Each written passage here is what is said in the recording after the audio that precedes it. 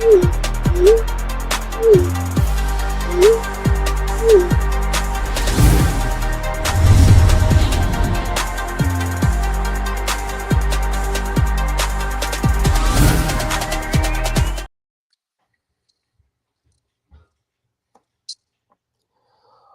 right. Good afternoon to those of you on the East Coast. Good morning to those of you on the West Coast. I'm your host, Brandon Troy, co-creator of Movers and Shakers Unlimited. Thanks so much for joining us wherever you're watching from. And you are watching This Week in Pop Culture, the show in which we give you the goings on in the world of pop culture in the past said week. Whether we're talking about local news, daily news, daily round of news, entertainment news, or say entertainment business, film and TV, theater, tech news, sports, the like. We try to, bring you up to speed of what happened the past week so that way you are not left in the wind. And of course, I'm not going to be alone in talking about the said topics this week. So without further ado, I want to welcome my co-host, Mr. Spillman Trueheart, aka Spillz. What's going on, sir? What's going on, ladies and gentlemen? How's everybody doing today? You see what time it is down here, ladies and gentlemen. You see what it is. Number one father of all times. Go James, the number one father. Number one, ladies and gentlemen. Not 2 or 3 or 4. Number one. Of course, as LeBron is dragging Bronny across the line for having most points. I like that though. I like that selective memory there. But he's also the only father to get his son in the league while he was still in the league. So you can say what you want to. They playing on the same team. That's like Ken Griffey and his father. I don't care what you say. That's impressive. Hey, that's not the same because Ken Griffey Jr., his father was not. His father didn't need to be in the league. No, ladies and gentlemen. That's disrespectful. No, ladies and You're not going to compare him to Bronny. His father was Bronny at that time. His father was Bronny. Ken Griffey needed to be in the league. His father didn't need to be in the league no more. They knew what they was doing by keeping him in the league. He shouldn't have been in the league no more. So, it squeezes on both ends. It might get big over here, but it might be small over there. So don't even try to act like Ken Griffey Sr. was all-star when Ken Griffey Jr. was playing with him. That was not the case. So we'll be there back to the show, ladies and gentlemen. Yeah, back to the show. Get this hate out of your heart early on this Father's Day, Brandon. That's right, ladies and gentlemen. To all the fathers out there. Happy Father's Day to our co-host here, Mr. Spillman Trueheart. Always on father duty all the time. Y'all just don't know. Trust me, but always on father duty. So I always appreciate him. Happy Father's Day to you, sir. But with that said, Spillz, I thought it would be fun, seeing that it is Father's Day weekend, to go into what I like to have, which is why I have it in quotation marks, best Father's Day movies. I know it hasn't really necessarily been a thing where people explicitly say, hey, this is a Father's Day movie, but based on the themes, based on how the story plays out, it deals with themes of fatherhood. It deals with that concept of fatherhood and what it means to be a dad, what it means to be a father. So I thought it would be cool to be able to go over our respective top fives of those said films. I'll be curious to see if some of you guys out there agree, or maybe you guys have some other ones, and maybe you are upset that some ones we didn't include. So I'll be interested to know, towards the end of the show. So be sure to stick around for that. But there were some other things, Spillz, that we for sure need to dive into, whether we're talking about what's happened in sports, what has happened with some recent sequel announcements that are pretty exciting, as well as some news as it pertains to entertainment business. So without further ado, shall we dive in? Let's dive in, ladies and gentlemen. All right, excellent. So we're going to start this week's show diving first into our segment known as Sports Cooler Talk. And of course, the subject that we will be talking about, it would be the NBA Finals, as we find ourselves in a series which, in lieu of prior seemingly one-sided finals matchups in the last few years, is very refreshing for sure.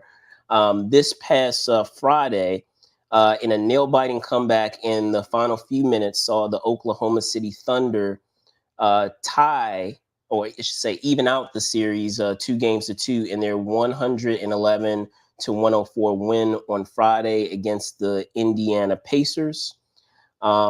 Led by MVP Shai Gilgeous-Alexander, the Thunder were able to pour it on late. However, with each team securing 2 wins each, it begs the question, it may very well be either team's series to either win or lose. So, Spillz, I'd love to know your thoughts. Oh, you're muted, man. Go ahead. Yeah, sorry about that, ladies and gentlemen. But we've been having a crazy series. I've been pleasantly surprised, especially in Game 4, with Chet Holmgren, coming to play and not allowing the older bigs of the Pacers to push him around and dictate the pace to him. I think it was the Pacers game to lose on Friday night. I think there was chances where the Pacers could have won, but back-to-back technical fouls, technical in the fact that they were like violations of a sort where they fouled when the majority did ball, killed their momentum, and there was no way they were going to come back with a one-shot free throw and a possession. That's pretty interesting. I don't think I've seen that in a playoff game, let alone a finals game, to have 2 of those happen in Lord knows how long. I don't know how long it was. Sure, they was playing football out there a little bit. There was a lot of pushing, a lot of shoving, but it was definitely very interesting. I do think that Thunder in 6 is still technically possible, but I don't think that that's going to happen. I think it's probably going to be the Pacers. It seems like the Pacers, neither of these teams have lost 2 games in a row since March. So if we just go with that, the Pacers are going to win Game 7 on the road, which seems kind of improbable, but I think that may be what the course of action is. How do you feel that this series has gone so far? Well, I've said it time and time again, Spills, is that the Pacers have far exceeded what I anticipated they would be able to accomplish. I feel like they're basically playing with house money, where they're just basically, they have nothing to lose, whether they win or they lose, because no one anticipated that they would be here in the finals, and that we would be talking about them being 2 wins away from winning a title for sure. But I'll ask this question to you, because I do still believe that the Thunder are going to win this series, because I still feel like you really cannot overcome the poise that Shai Gilgeous-Alexander has had all season, and it just seems like it is his season to win it all. Let's say hypothetically, right, that the Pacers surprised everybody and they managed to get 2 more wins, and then they win the title. Do you see them being a team that has a shot at repeating, or do you see them as a team of being a one-hit wonder, so to speak? Because I don't feel that way about the Thunder. You know, I don't see them being a repeat a champion, and I don't see the Thunder being a repeat champion.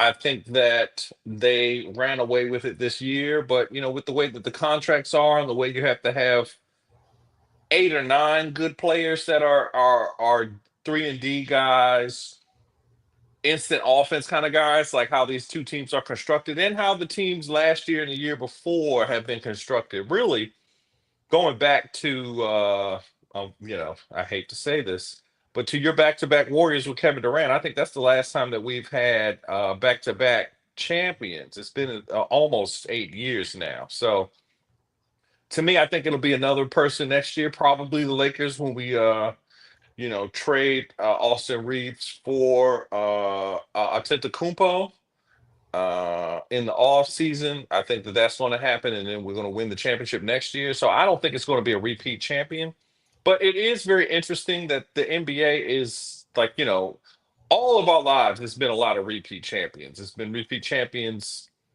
as long as we can remember. I was born 85, you were born sometime later. I see what you did there. See what you did there. 86, folks. It ain't that much longer. A whole year. Try to act like he's so much of a veteran. Stop You playing. know, I'm daddy today. I'm daddy today. But yeah, but But yeah, you're right. We have lived through a lot of eras where we've experienced a lot of dynasties. I mean, we had the Jordan era, we had the Lakers era, yeah, we had the Warriors era. So I mean, I skipped over a whole other one. We had the Spurs era. Like, Spurs era. Like there was a so time where it was Michael, Tim, Shaq, Kobe, or LeBron were all in the finals for like 25 straight years or something crazy like that. So, yeah, yeah. going back to 2000, going back to like 1993, The it's Heat basically era. the I didn't even same mention that. guys. Yeah, Heat era. Super Yeah, the team. Heat era, Shaq was in those, or LeBron was in the other one. So it's been impressive. And then obviously Steph, you can't not put Steph in that conversation. But for us to go with this many champions, and obviously the 70s is the only other time in NBA history where it was this much parity.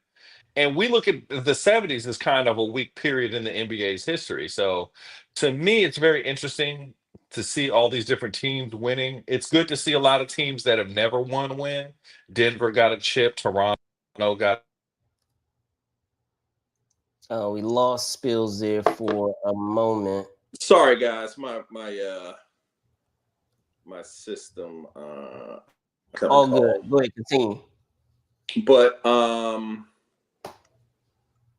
yeah, at any rate, I just think that it's interesting that we have gotten to this point where the parity is a thing. And I know that people have talked about the NFL and said that NFL parity is a great thing for the NFL. It's a little bit interesting to have the NBA have a parity in their league because people don't watch teams as much. Like, obviously this is good for the fan bases, but people don't care about the Indiana Pacers like people would care about, say, the Colts even. Like the Colts seem like a much bigger deal than the Indiana Pacers nationally. Um, Obviously, Peyton Manning was there for a long time, and him being great, and then Andrew Luck after him has built up that franchise. But it's very interesting. I just think it's a time of parity. There's more good players in the league than ever. So we'll see. We definitely will see. But what about you guys out there, those of you that are watching or those that, check us out after the fact? What are your thoughts, on this series? As I said, it's been a very fascinating series. This is one of the few times in a while that whenever we've had a finals matchup in the last couple of years, and Spillman, you may disagree with me, that we actually have a competitive finals. Like in the last couple of finals that we've had the last few years, it's been pretty clear from the jump when that series starts of who is going to make it out of that series or who has the advantage. It's never really seemed well balanced or even sided on both ends. It's always seemed like one team has had the advantage one way or another. So this is the one finals probably in a while that I've recall where it seemed like each team had that each team might have a shot at actually winning, even though one is thought of being the favorite, that being the Thunder. So, yeah, let us know in the comments what your thoughts are. That's going to do it for what we have for our sports cooler talk. We're going to move on to film and TV, as there was, as I mentioned at the top, some sequel announcements that were made. We'll begin first with the unexpected fun ride that was a Violent Night. The original 2022 Christmas actioner starring David Harbour saw him starring as a bitter drunk Santa Claus headed towards turning his back on the Xmas holiday until a little girl inspires him again to believe in the holiday. An exclusive from the Hollywood Reporter, it has been revealed that the sequel will come down a chimney on December 4th, 2026. While no details have been revealed regarding the plot, it is confirmed that filmmaker Tommy Wakola will return to helm the film. Spillz, I don't believe I've asked if you have seen the original Violent Night, but if you have, are you excited for more Santa Mayhem? I'm excited for this one. It looks cool. Theme horror movies. That's kind of like I feel like theme horror, like holiday movies are kind of like movie video games. It's like I'm not really checking for those, but it seems like it's an interesting concept. Violent Night sounds like a great datpiff.com mixtape series. Like if I could do Violent Night 1, 2, and 3, and I was just, killing all those whack MCs out there, that sounds like a great like this sounds like Gucci Mane would have did something like that, or something back in the datpiff.com days, the evil empire. But yeah, it seems interesting. So have you seen the original film or you haven't? I may have seen clips of it. I think I've seen parts of it. Okay. Obviously, the star, he's been doing really good things. He's all over the place with Stranger Things and other the Marvel movies and all that other stuff he's been into, which is pretty good. So I don't besmirk it. It seems like a great franchise.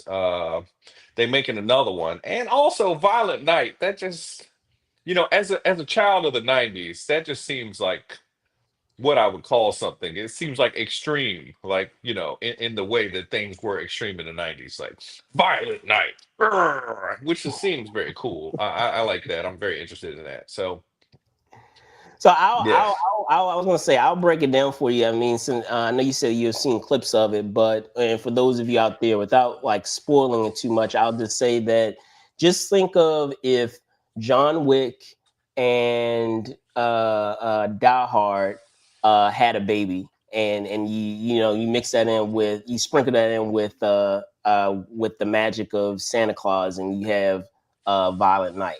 So it was I remember when we had the trailer, or when they showed the trailer for the first film a couple of years ago, and I was like, wow, this is such a an interesting concept and idea. And when I had an opportunity to see that film and see it finally realized, it was like, wow, this is pretty cool. I like what they're doing here with this character, and having that development of the character, kind of being disgruntled of being Santa Claus, and then kind of coming full circle, and reestablishing himself and understanding or appreciating the holiday, thanks to as I mentioned, in the description of the plot of saving this little girl. So, but I will say this: even though it provides uh,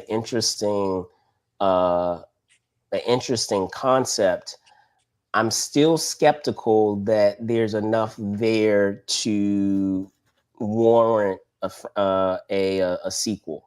A lot of times, I feel like when we have these instances of films that are unexpected hits, and it really, strikes a chord with audiences, there's this knee-jerk reaction by studios to immediately say, "Oh, we need to do a sequel. We need to, do another one." And I feel like the only time something warrants a sequel, if there is more to tell. And don't get me wrong, there are some elements that they do introduce. They do introduce the idea of Mrs. Claus, who never appears in the film, but they do talk about her. So I mean, they could logically include her in the sequel, but I still don't feel like there's enough there to have them do another film where you're like, okay, so what, does Mrs. Claus get kidnapped, or does Santa does he get kidnapped this time, and Mrs. Claus has to save him? Like, I don't know if there's enough there to warrant doing a viable sequel. And I say this all the time. I'll say this.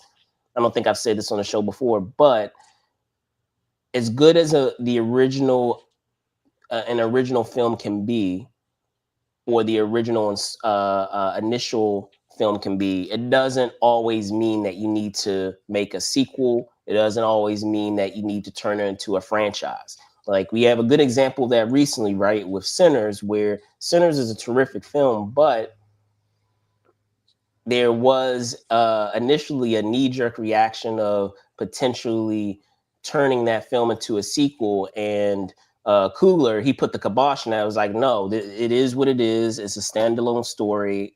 I told everything that I needed to tell in that story, and there's no need for us to jump the shark and drag it further by doing an additional film. And I feel like sometimes films can be guilty of that, where it's good just as a standalone. You don't need to make another film. A good example of that I can think of, not recently, but comes to mind immediately when I think of that film is you seen The Whole 9 Yards? Oh yeah, The Whole 9 Yards is awesome, but the Whole 10 Yards, nowhere near as good as The Whole 9 yeah. Yards. So yeah, I don't know how you guys feel out there. Maybe you disagree with me. You can let me know in the comments. Are you guys excited about what is it, Violent Night 2? You can let me know. But that is not the only sequel news that we had. As you saw, we have another film that was also announced, that being Spaceballs, of course. And talking about this sequel that's on the way. It was dropped via an announcement video from Amazon MGM Studios on Thursday. The 1987 cult classic is set to make its return in 2027, which would allow it to drop on its 40th anniversary, hypothetically, because they haven't announced the exact date. They just given us the year. In the time since its announcement, news has started to trickle in regarding casting news, including the return of Mel Brooks, Rick Moranis, and Bill Pullman. However, there have also been new faces announced, such as Josh Gad and Bill Pullman's real-life son, Lewis Pullman. So, Spillz, are you ready for another round of Spaceballs? You can't talk about Spaceballs without first saying rest in peace to the god John Candy. Obviously, I forget his character. He was like a dog character. It was like Wolf or something. Yeah, yeah.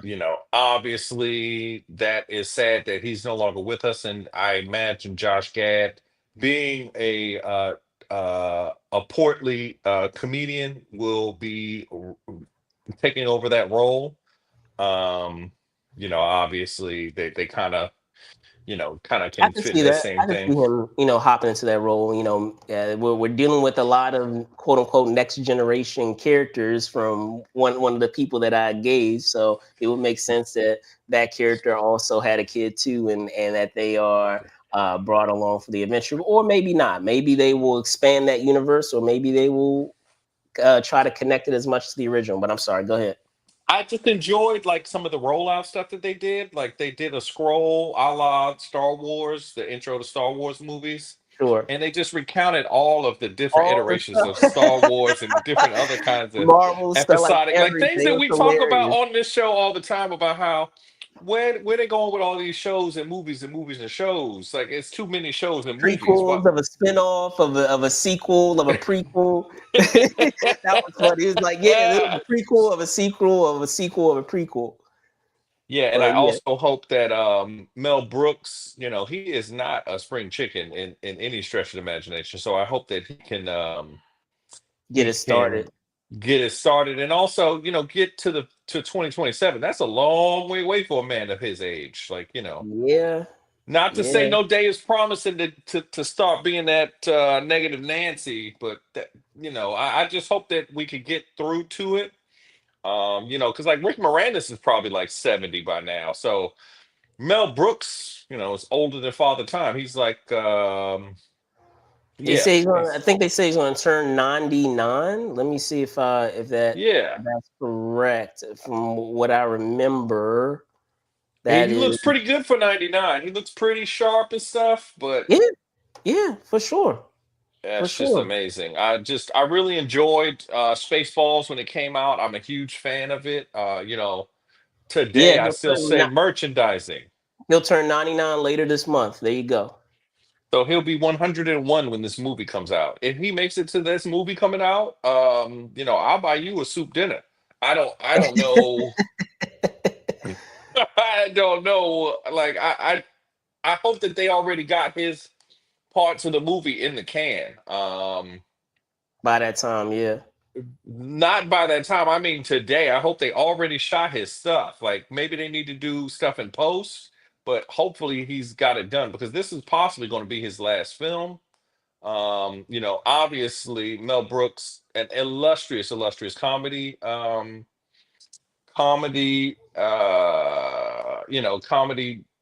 career. He's one of the Yeah, comedic all-time career, greats. I sure. think, looking at his movies and films and what he's done for the culture are just, I don't know if we could have the world that we do now without the movies of Mel Brooks. There's so much stuff that he's done. So, as a Father's Day nod, because he's the father to a lot of the spoof movies that we see. Yeah. A lot of the like scary movies and all that stuff. Those are Mel Brooks type movies. So, he's one of the first to ever do that.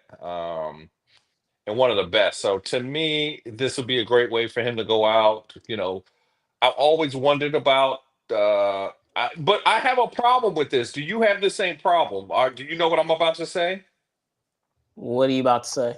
Why is this movie not called The Search for More Money? Like I thought that that's what they were doing. Like we talk about it every week on this podcast. This They is the may do search it. for They more may money. They've still been do it. searching for more They money. may That's why still they come do it. out. Who That's knows? why They may still it's do it. very perfect that we are doing this with Violent Night 2 because didn't nobody ask for Violent Night 2?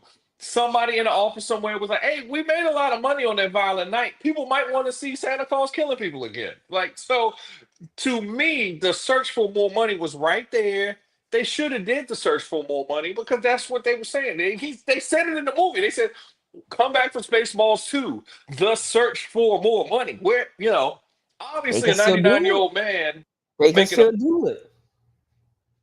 Oh, we lost him again. We'll be chatting back in a moment. But no, I absolutely agree. Like, it would be great for them to actually come full circle with that actual joke from the original movie and actually follow through and have it in the sequel. Um, Give Spillman a moment to make himself return on back to us. But what about you guys out there? Are you guys excited? Hold on. We They're blowing lost. me up, ladies and gentlemen. There we go. Go ahead. Um, But no, I yeah, agree. But I'm saying it's still they could still, it's not too late. They can still officially announce that as a title. I mean, they haven't really made an announcement of what it's going to be. We just know that we have a sequel coming. So they can still do that. Or they can do some variation of that in some type of way because they commented so many times of how we have these different variations of franchises where we have prequels and sequels of prequels and prequels of sequels. So they could come up with a weird name for that. The what is it? The rebootal, like rebootal, because you're dealing with all these variations of quills, or you could just say the quill. yeah, the quill. The quill. Spaceball is the quill. Because you don't know how you're going to be able to describe what type of franchise component you're dealing with there with this new film. But again, what do you guys think out there? Whether we're talking about Violent Night 2 or Spaceballs, the sequel, let us know in the comments. I myself am definitely excited for this film because just as you said, Spills, there's 40 years worth of material to be able to spoof, and you have a potential casting addition who was, you could arguably say, both figuratively and literally was born to play his role in Lewis Pullman, literally and figuratively. So Lewis Pullman took a page out of the LeBron James school of daddying. You see that? Lewis got like Bill Pullman got his son a job. You ain't speaking say of nothing Father's bad Day, about right? Bill Pullman. You didn't Speaking say of nothing Father's Day bad news, about him. You see that? You said he was born to play this role, just like Bronny was born to be on the bench for the Lakers because his daddy got him in there. So to me, just to because go with and the the theme of reason why Father's I Day. said that, Spills, is because as it stands now, it may change in the future, but as it stands now, when we're talking about Lewis Pullman, he has demonstrated that he doesn't need the Pullman name in I order don't to. believe that. I ain't never seen none of his movies. What are you talking about? What do you mean? What are you You talking didn't about? see Thunderbolts?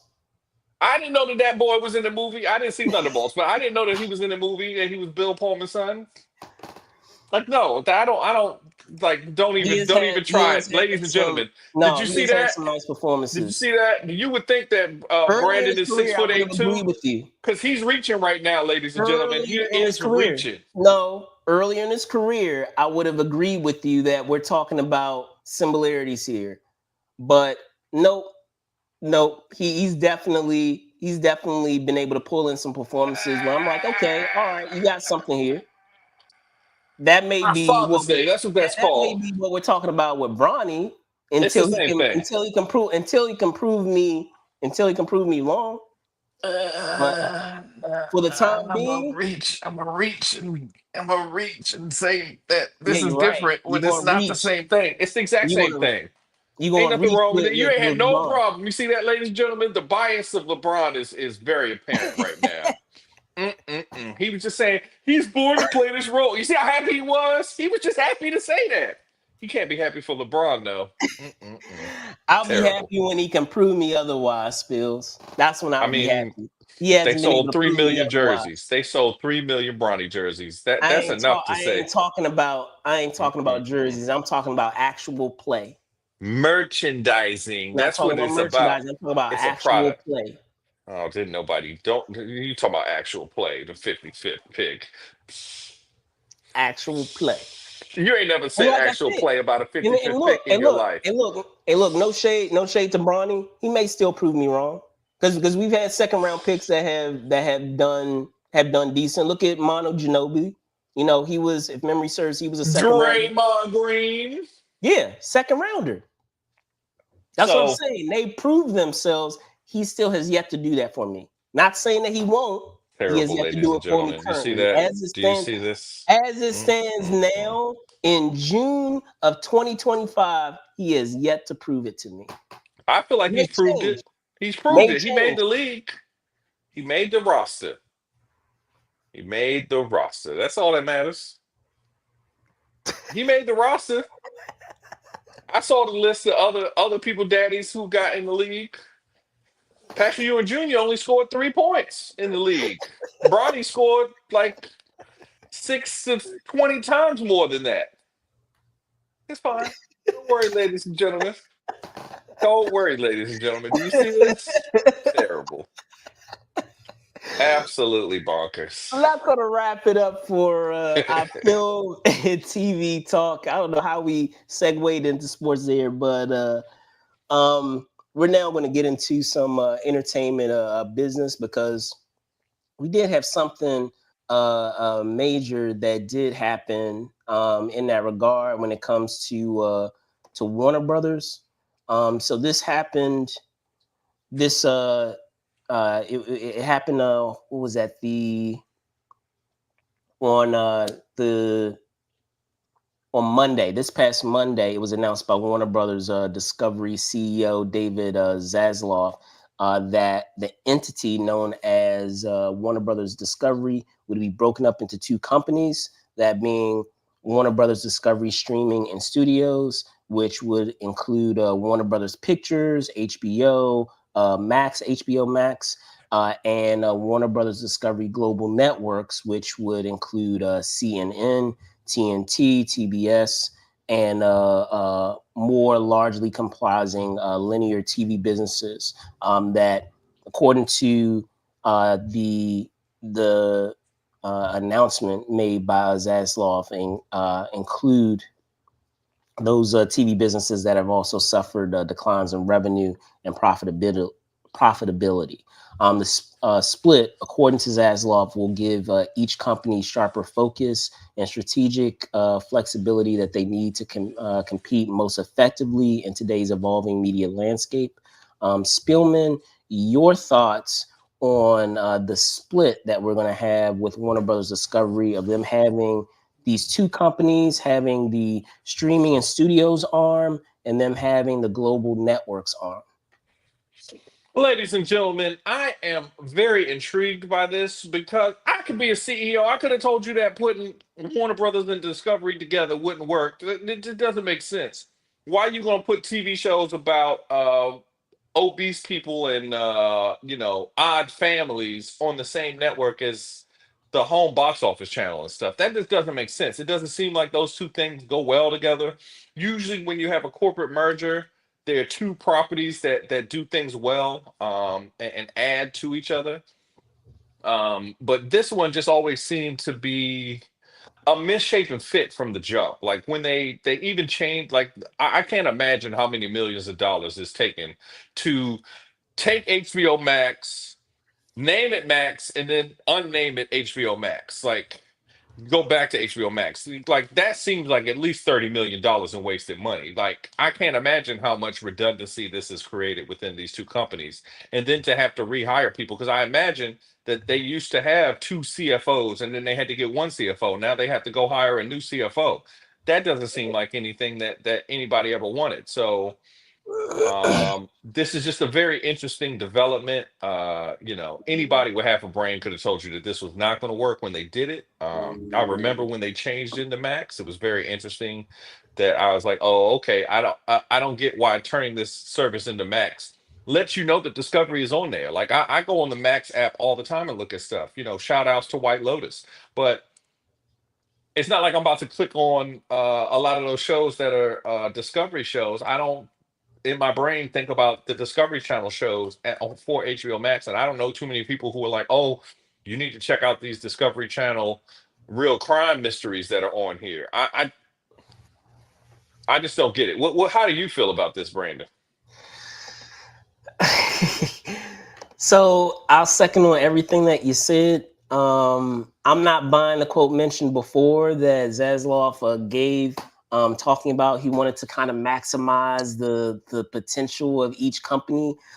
In my opinion, it just seems like this merger that he was considering with all these different components of Warner Brothers Discovery wasn't working, and so now all the little pockets and components of Warner Brothers Discovery that's not working, he's trying to isolate himself from and place into a whole other company. Because I don't know if I don't believe I shared this portion of it, but according to the story, uh, the global networks arm, according to the story, and this is out of Variety, is actually going to take on the 34 billion uh, amount of debt that Warner Brothers has, and that arm is going to take it over. So that global networks is going to take on the debt, while from what I understand from how it's explained here, the streaming and studios arm is not going to take on that debt, but the global networks portion is going to take on that debt. Which, I mean, I understand it because it does include those companies that I guess are not as viable or are not as profitable. But if you're really about trying to oversee the overall success of your company, then why not have the streaming and studios arm take on a portion of the debt? Maybe they take on, 50% of the debt. If you're not willing to take on 50%, take on some portion of the debt. But to shift it and have it go completely to the other company that you've broken off from, it just seems like a very blatant way of trying to isolate yourself from not being successful with those components of your said company that you originally oversaw the entirety of.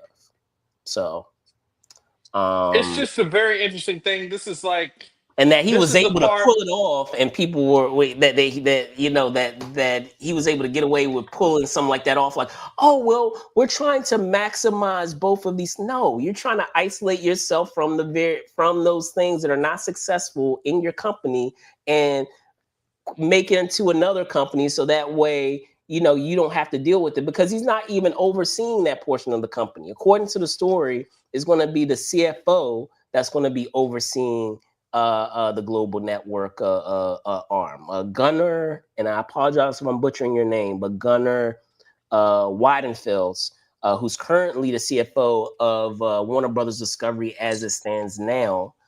He's going to be taking over that global networks arm, and not Zaslav. Zaslav is going to remain with the streaming and studios portion. And also, I just, it's just amazing, ladies and gentlemen. Like, these. If this was somebody that you knew that could just take all their debt and split themselves in two after they've done, this is like if Piccolo could like unmerge with people. Hold on, ladies and gentlemen, it's Father's Day. It's Father's Day. All good, all good. He just wanted to give me a kiss and tell me he loves me, because that's what fathers do. They take care of their children. Not like this CEO. He's not taking care of his children or the children company that they're creating. They just create companies and saddle them with debt. This is like, the worst father of all times. You don't do that to your children. You don't create children just to give them the debt that you've erected. Oh, and also I was going to say, to answer your question about the employment component of it all, they are doing layoffs right now in the face of this, of this news. There has been, information regarding layoffs. I'm gonna try to see if I can find it real quick, but yeah, it's pretty crazy that you have someone who's able to pull, something like this off and have it just get designated, as, oh, it's just, a simple, simple split to maximize, like the language that's used to kind of like shield it or make it seem like it's not that wild of a thing to do, but it is a really wild thing to do. But yeah, Warner Brothers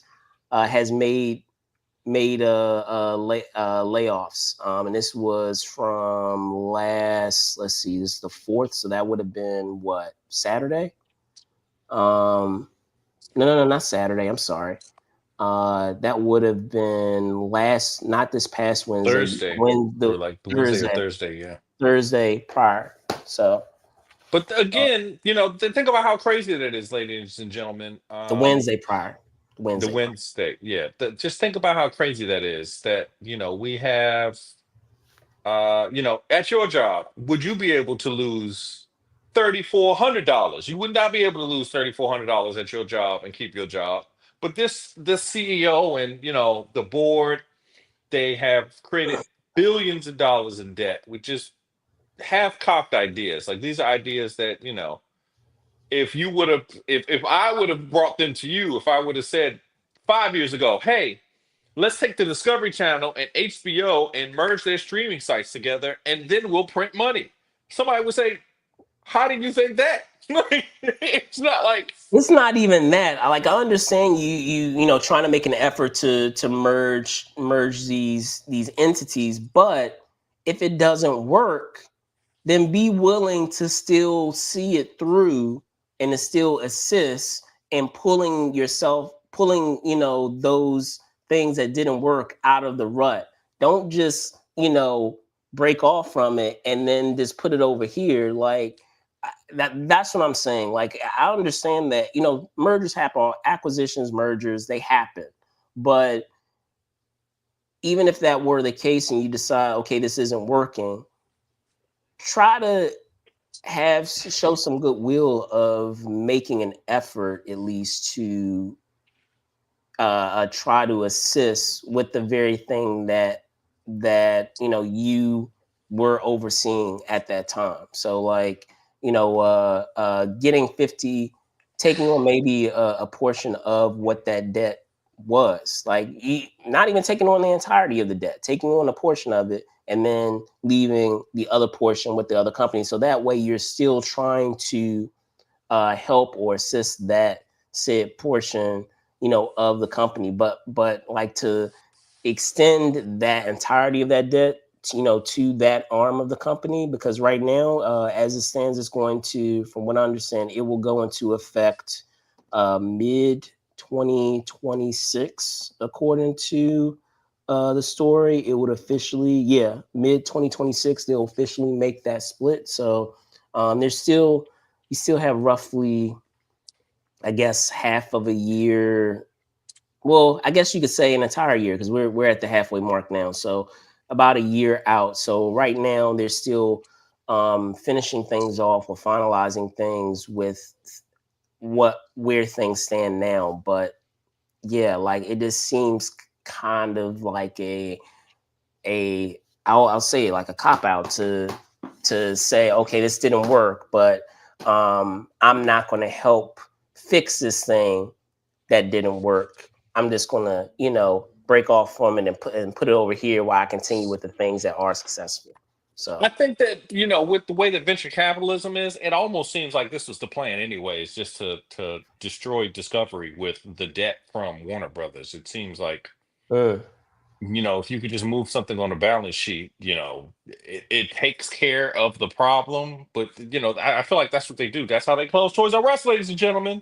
That's how they close Toys R Us. Some guy bought it, put a bunch of debt on it, and then they closed it. And then, so if you are a fan of Sister Wives or, any of those other great Discovery shows that, you know, Honey Boo Boo Child, it's over. They're gonna close all of them. You're not gonna see that. We're not gonna see Honey Boo Boo's family. I was hoping for that. I was hoping to see what she does as a mother, as her mom sold her out for thousands of dollars, I guess. We're not going to see that. We're not going to see what happens with Honey Boo Boo, because Discovery is going to be a non-entity, and we're going to talk about Discovery, and people are going to think we're talking about a space shuttle or something.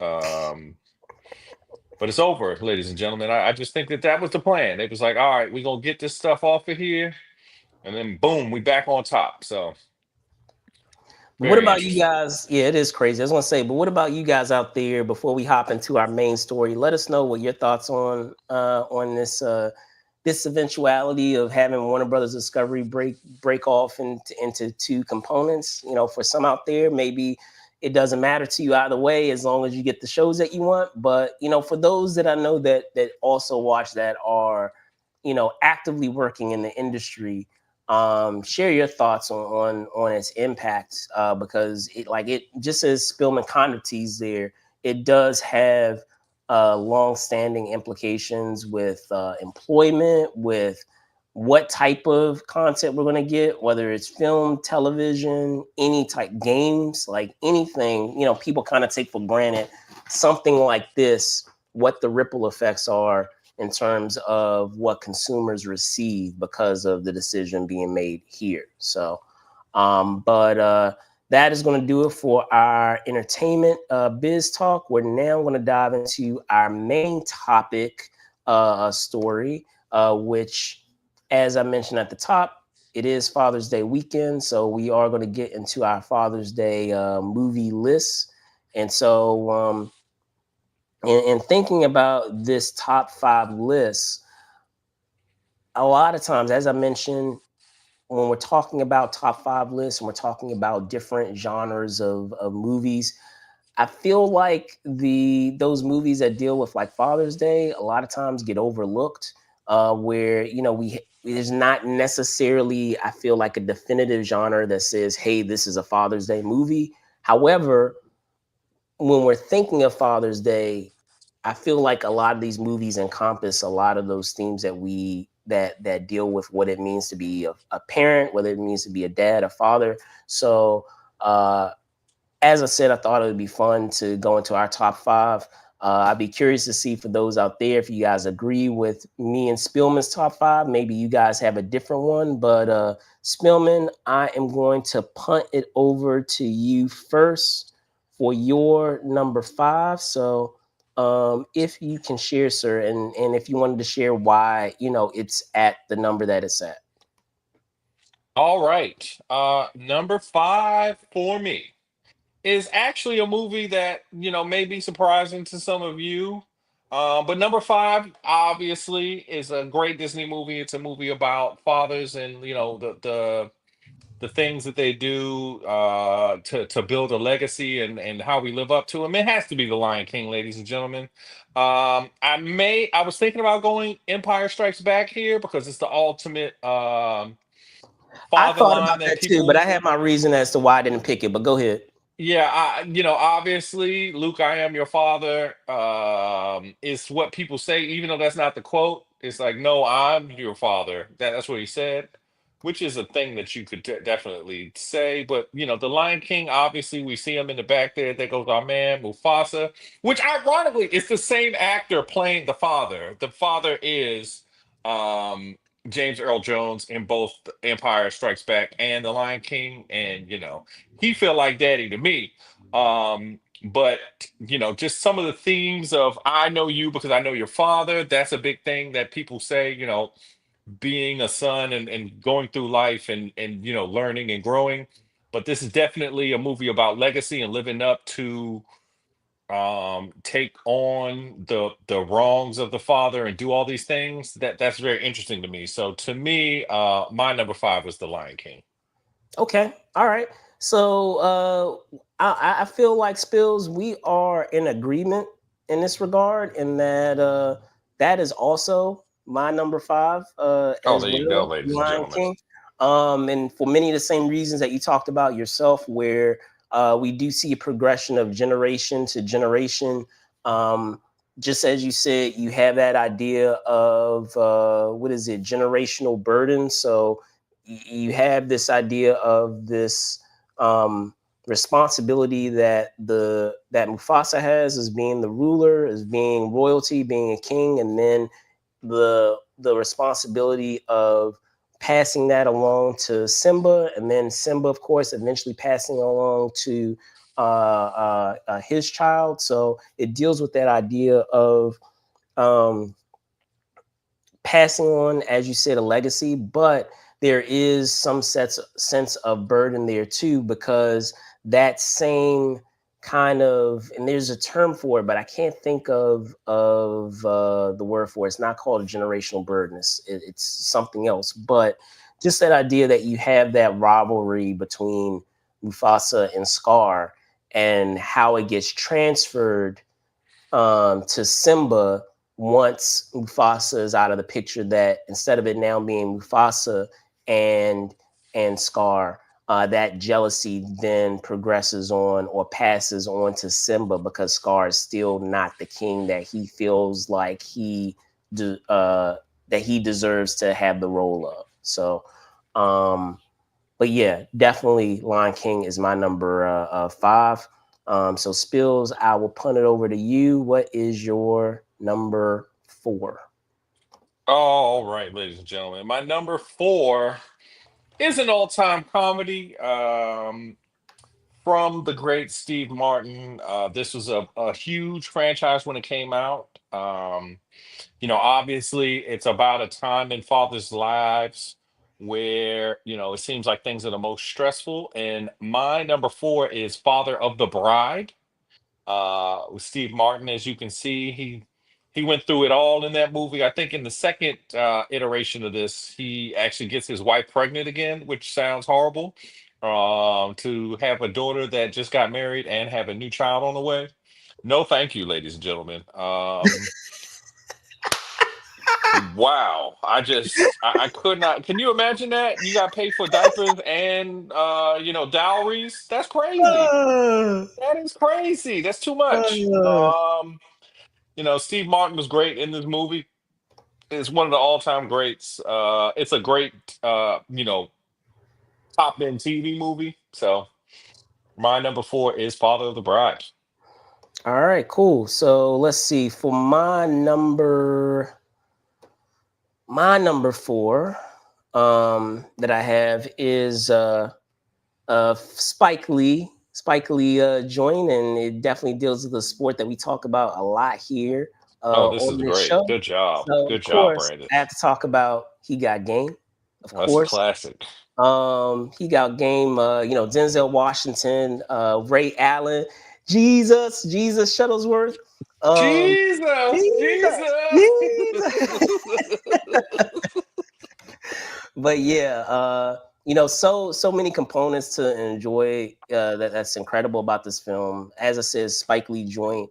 You have Denzel Washington uh, uh, in in the role with Ray Allen, and they have a great chemistry together, and that's saying a lot because Ray Allen is not necessarily an actor, but in the rapport that they have with each other, it works. And the thing that I like about this film, while Lion King is great, don't get me wrong, I feel like he got game is far more obviously far more adult in terms of the things that it tackles with passing on a legacy of what it means to how sometimes being it's not always a perfect thing of being a parent, and how sometimes you can have regrets on what on perhaps decisions that were made as a that a parent can have in terms of, gosh, was I too hard on on my kid here, and maybe this is why we don't have the rapport or the relationship that we have. You know and kind of like battling with that of was I too hard on them? Was I not hard enough on them? Like, being able to deal with that, the reflecting on your time as a parent, and whether it had a uh, had the wanted result that you perceived, the job that you had as a parent would have. So um, and to add on to that, just the idea. I mean, I love basketball. If you guys didn't, Spill loves basketball too. So I love that sport, and to be able to kind of deal with the the role of being a parent, and relating that to the game of basketball, and how that comes together with those two things of basketball and fatherhood, and being able to pass pass on that those teachings, or those elements of not just parenthood, but knowledge of the game, from one generation of another, really speaks to me. So yeah, definitely he got game is my number four. But Spills, for you, what is your number three, sir? All right, ladies and gentlemen. For number three, movie that. Uh oh. Go Hello. ahead. No, you Okay, yeah, there good. we go. Yeah, you good. I picked another movie that was obviously like Brandon picked a movie that had a father that was doing crimes. I would pick a movie that had a father doing crimes, and we're going to go with Raising Arizona, a cult classic about kidnapping somebody else's baby and raising them. Look at the father there. Look at the father there. Look at Nicolas Cage. He's a very funny movie. It's a lot of silly elements. Obviously, they named the child after the wife, but they named the child Junior, which is hilarious. That's always great. We love those kind of things. And fatherhood isn't just kids that you birthed. Sometimes fatherhood is just kids you kidnapped. You got to kidnap some kids sometimes to be a good father. Those parents that was raising that child, they may not have been the best parents. To We do me, not this was a great condone movie. kidnapping here, or movers and shakers unlimited. I'm gonna put that disclaimer. Comedic kidnapping is fine with us. I think if you do it Oh my for the gosh. plot, as they say, if you do it for the plot, it's not that bad, ladies and gentlemen. Look at him. He looks like. Does this not look like the exemplary of a great father next to me? Look at that. He's got his sleeves rolled up. Every dad should roll his sleeves up. That's a good dad.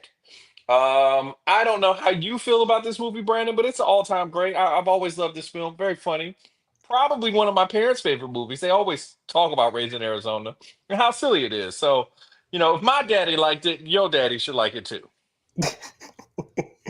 Okay, fair enough. So I'll get into so if you guys didn't know, again, number 3 for Spillz was Raising Arizona. But I'm gonna get into my number 3, and I'm surprised this isn't on your list, Spillz. But I digress. Dealing with a fictional character who is forever known as being a kid, but in the context of this story, ends up becoming an adult, and that's of course with Peter Pan. When we're talking about Hook, Oh, that's a classic. Good job, Brandon. um, That's a classic. so yeah, when we're I talking forgot about Hook, about Hook. yeah, have to get into Hook because you're dealing with the whole idea of a father who is someone who is providing for his family, but unfortunately, in the effort of providing for his family, he unfortunately becomes an absentee father who is not spending enough quality time with his kids, and in actually in lieu of being kidnapped of Peter Pan's kids being kidnapped by none other than Captain Hook. He finds his way or redevelops that relationship with his kids that he has become so isolated from. In that time of reestablishing himself as Peter Pan and getting to reestablish that relationship with the Lost Boys, he is able to reestablish that connection with his kids, which is not unheard of. You hear of a lot of times where, because there is a need by parents to be able to provide for their kids, as an unfortunate consequence of that, because you're working so hard, you get caught up in your actual work, and it pulls you away from the very thing that you're trying to provide for. So in but so many words, in how the film Hook tackles that idea, that is my number 3. So, Spills, go ahead. I'll punt it over to you. All right. For number 2, as you may have seen on this podcast, being a dad ain't always easy. It's not always fun sometimes. Sometimes it's real hard work. So I'm going with the movie that probably y'all haven't thought of in a million years, but Problem Child. Oh my God. Problem Child, Junior, possibly the worst child ever. Junior would get into stuff. He would destroy poor John Ritter, his life. You see how stressed he looks and how that little boy looks mischievous? Imagine the most mischievous little boy from your elementary school and then multiply that times 10. That is the problem child. I think that this is an all-time father's movie because dads, part of being a dad is knowing, like, you can't go off on your kids because they just kids. But they be doing stuff that you'd be like, yo, if you wasn't my kid, man, I would have to go off on you right now. So, I just have to do a shout out to Junior and Problem Child because Junior was crazy. I like Junior was so crazy that I used to think that Child's Play and Problem Child was the same movie. I thought that little boy was like a doll come to life to ruin that man's life. So, the scene that he had on the little devil costume, classic, just so much stuff. Just a perfect encapsulation of what it is to be a father sometimes, that you just got to be like, hey man, this is my kid. I gotta raise him to make sure he all right. So he might do you wrong, but that's on you. I'm his daddy. I got to take care of him. So that's Good my number choice. 2. Good choice. Good choice. Believe it or not, I actually had a Problem Child. I had it as an honorable mention. I had nothing, but it wasn't the first one. I had the second one as an honorable mention Yeah. because you had because of the addition of the other Problem Child Problem daughter. Yeah, it's like that another we have. one. Yeah, that we have in the sequel. But I, I I mean, I know some people love the original, but I feel like the sequel surpasses the original. But yeah, I definitely have it as an honorable mention. It's not in my top 5, but it's definitely in there because you're absolutely right. It from what I have observed. I am not a parent myself, but what I observed from family members that are around my age, as well as friends of mine growing up, childhood friends that are now parents, and observing and them, sharing, what they deal with, what you guys deal with as parents. It's pretty wild. Salute to y'all.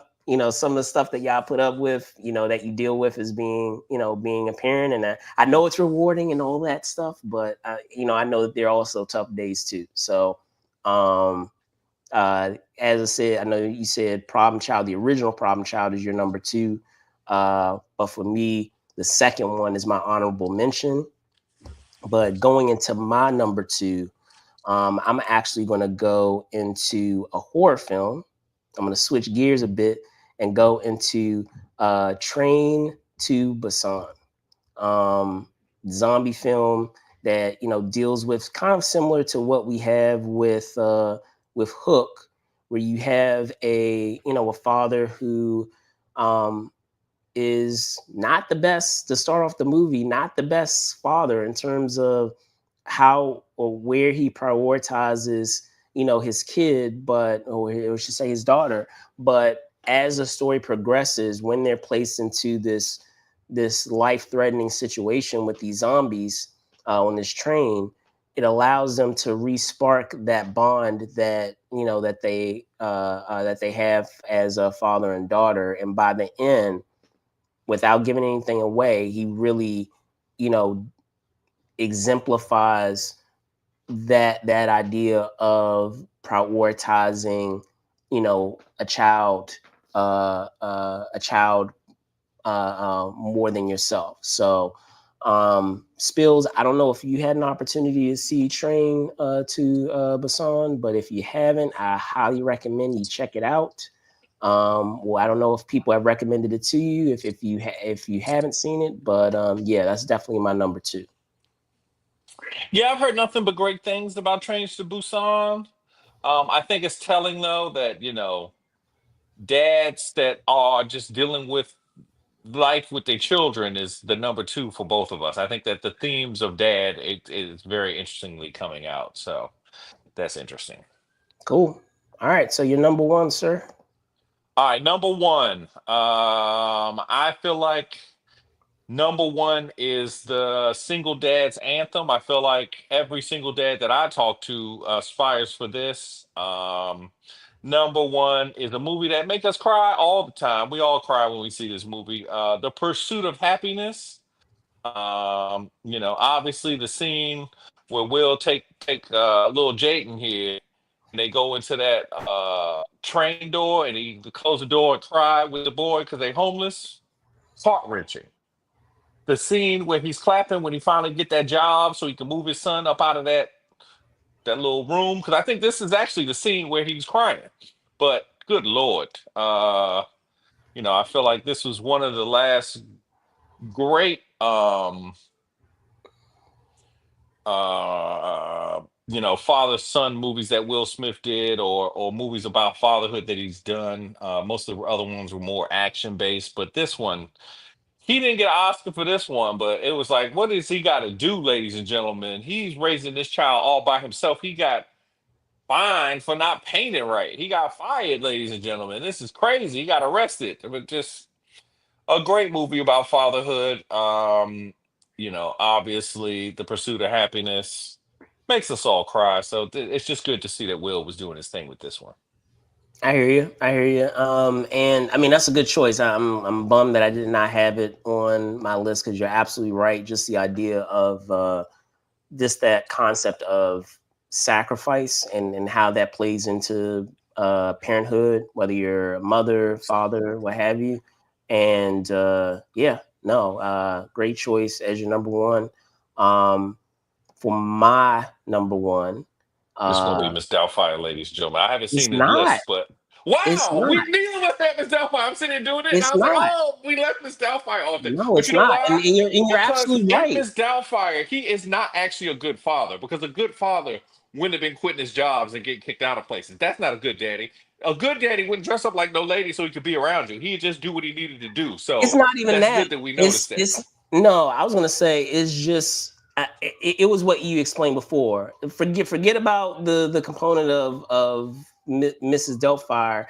It's just the idea that I don't know. It just it's kind of similar in the same way because you mentioned of him losing a job, and that was irresponsible of him to do. Mm-hmm. It's kind of the same way that I feel about Star Wars. Like a lot of people would say, why didn't you pick like the Star Wars franchise? And the reason that I did not pick the Star Wars franchise is because at the end of the day, the father is, is the villain. He Like was killing people. he's taking people out. Like yeah, Yes, like younglings at that. Not even like people, but the people he's supposed to take care of the like most. no, he's not a good example of a Not at father all. A at terrible all. father. Like it Possibly deals the with worst father ever. like it deals with fatherhood, but it's not a good example of fatherhood. No, not at I all. don't care how much you like Star Wars. Let's be honest. So my number one actually is a given that a lot of people would probably put in their list, and then I would be remiss not to add it, and that's of course Indiana Jones and the Last Crusade. So with someone as Henry.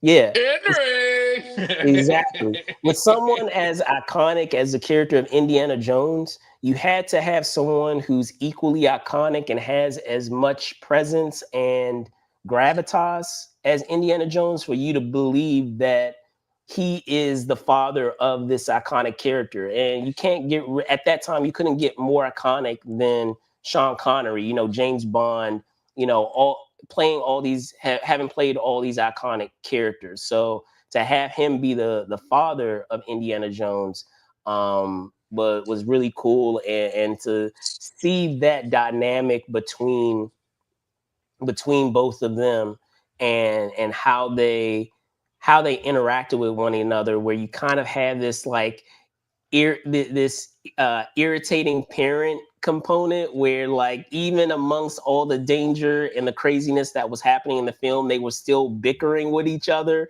throughout the entire thing, and they still kind of had that rapport where uh even despite how heroic and how iconic this character is, you can still see that little kid element that he had with Connery kept calling him Junior, and him that kind of bickering that like a kid would have with his parent, where you could still sense like they still have that type of dynamic and rapport with each other, and he still considers him as that little kid even though he's a grown adult, which when we're talking about parenthood or what has been made known to me, I should say, about parenthood is even when parents have grown up kids, they still look at them as their kid, regardless of how old they are. So, your thoughts, Spills? Oh, this is a great pick. It also delves into older dad dealing with like not being with mom anymore and getting tricked and like having as we are now adults talking to friends of mine who have older dads now who are still out here dating, the things that older dads get tricked into are amazing when you hear about it. It's like, oh man, older dad got tricked. um those are very interesting concepts to me. Obviously, this also, in contrast to the Shia LaBeouf Indiana Jones movie, was a terrible fathership movie. Obviously, Indiana Jones would not make a good dad because he seemed like he was just wrecking shop and breaking hearts all over literally the globe. So He was in those streets. He was in those he was streets. in the streets, He was in the streets. he just, it was very interesting. So to me, To be fair, this though, I was Indiana. going to say, to be fair, she did not tell him. She did not come to him and tell him. She waited until he the was shot. The character turned 17 or 18 before she finally brought brought that information to his attention. I That's will kind of mention. believable because obviously that film took place in the 50s and they ain't had Facebook then. But watching that movie in the era of Facebook, it's like, oh man, Indiana Jones is a terrible father. You Yeah. mean he ain't check up on that lady that he was like knocking down and found? Like, can you imagine that? Like, because like that's the thing you have to suspend with some of these Yeah, movies. no, I get you. I They get you. found the Different Ark of the time. Covenant Different time. together, and he Different time. never checked up on her after that. It's like, okay, we saw literally the personification of God on earth. And That's after that, fair. That's fair. I ain't, That's I ain't fair. check on you ever That's again. fair. It seems like Yeah. That's Indiana, like yeah. in, Hey, look. You have some hey, look. You have some trauma. You have some major trauma bond in there. You're telling me that y'all did not keep in touch after not that at all. major trauma bonding moment that y'all had? Like Yeah, he put that relationship in the I will back give burner, you like that. they put the ark in that big warehouse at the end I of the will movie. give you That's what he that. did with Marion. He was like, "All right, Marion, I'm putting you I back will give here." you that. That's a That's good point. terrible father That's a good behavior. point. I didn't even think about Oh that. my Trauma god! bonding, yeah, nah. Woo! They would have kept in touch even if they weren't a couple anymore. They would have still Just been to, I in each imagine other's on lives the on a regular anniversary of basis. that day, for sure, I'd write, be like, "Hey, we beat God that one time, girl. Peace up to you." Like nothing. We just closed No our eyes and communication, we nothing. beat God. All them Nazis, remember all the Nazis disappeared? Yeah, it's crazy. Yeah, that's a good point. Yeah, I didn't even That's think just about that. crazy. Regardless of the era that you're Yeah. talking about, the fact that you have that major trauma bonding component, you're Major trauma. that you're telling me that at no point did you reach back out and say, hey, what's up, like just as you said, this is the anniversary, how you doing, like blah blah blah, like even briefly, oh yeah, by the way, I have your kid. I have your kid. Like, and it wasn't even like she was in Tibet anymore. Like, I get it a little bit more if she was like on a different continent. It's like, all right, she's on a different continent. We can't, I can't send a letter. But still, you could send a letter, ladies and gentlemen. But But just he globe but here's the thing though, he globe trots a lot, so it's a not lot. really, He was so probably back in Tibet. you can't tell me he wouldn't have run into her at some point. It's not Oh like he man. stays in one place for a long period of time. The whole point of him being an archaeologist and an adventurer is that he's globetrotting all the time. So that I don't even think that that's even a viable excuse. So That's just incredible, ladies and wow, gentlemen. wow, wow. So senior, good job. Junior, I don't know, man. Junior, I not don't that know. good. I Yeah. don't know. You for the streets, Junior. So I don't know. But what about you guys out there? What is your top five? Did you like our top five, or did you agree with our top five? If you didn't, give us the top five that you have and your reasons for your top five in the comments below. But that's going to do it for this week in pop culture. Again, I want to thank Spillman Trueheart, aka Spillz, for hopping on. Happy Father's Day again, and can you tell folks where they can find you? All right, ladies and gentlemen, you can find me on Instagram at Truly Spill. We could talk about your favorite father movies. You could tell me why I'm wrong, and you would have left your child. You wouldn't have checked up on some lady that you went on an adventure and defeated God with. So, Also, we ain't even talk about how he just abandoned Short Round. Short Round was with him Oh in wow! Asia. Oh He my left that God! little boy in Asia like he wasn't his father. Crazy, ladies and Wow! gentlemen. Mm, Wow! mm, mm. Oh man, you're ruining childhoods. uh, but again, my name is Brandon Choi, co-creator of Movies and Shakers Unlimited. You can find me at Brandon Choi ENT on X, and of course Brandon Choi _ENT on Instagram. I didn't mention this at the top, but just know that we have things time stamped. I can talk today, for your enjoyment. So if you want to skip forward to some of the story topics that we talked about today, you can. And then with that out of the way, I wanted to also bring to your attention that we do have a couple of series breakdowns that are coming in the coming weeks. Of course, we have Dexter Resurrection that's coming in a couple of weeks. So we will be doing a breakdown of that. And then way into the summer, towards the tail end, we will also be doing an Alien Earth series breakdown. But thank you guys so much for watching. Be safe out there and see y'all soon.